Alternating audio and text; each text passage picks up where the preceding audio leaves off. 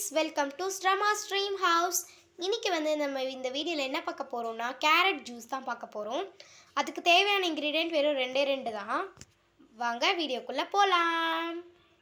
அந்த 2 இன்க்ரீடியன்ட் என்னென்னு பார்த்தீங்கன்னா சுகர், தேவையான அளவு சுகர்.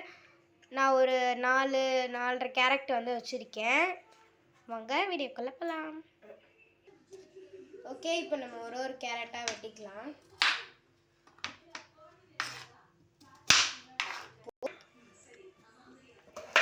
இவ்வளோ வெட்டியிருக்காங்க. ஆஃப் பண்ணுவா.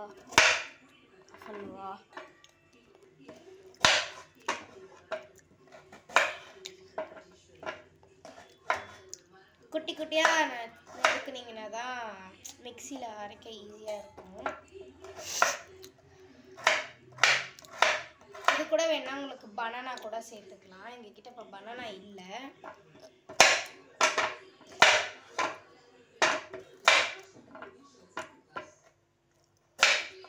இது ஒரு 10 minutes ஒர்க்கு தான்.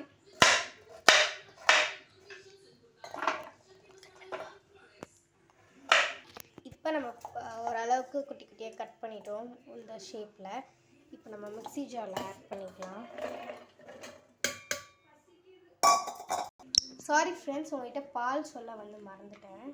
ஓகே, நம்ம கேரட் ஆட் பண்ணியாச்சு. தேவையான அளவு சுகர் எடுத்துக்கலாம். நான் 4 சம்திங் கேரட் போட்டிருந்தேன். நல்லா அரையணுன்னால தேவையான அளவு சுகர் போட்டுக்கலாம். சில் பால் தான் நான் எடுத்துருக்கேன். நல்லா போய் ஊற்றிக்கிறேன்.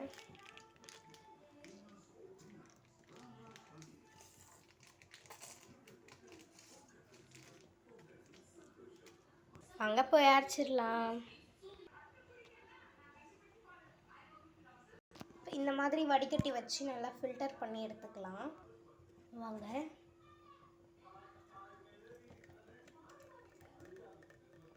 கொஞ்சம் கொஞ்சமாக ஊற்றி ஃபில்டர் பண்ணி எடுத்துக்கலாம்.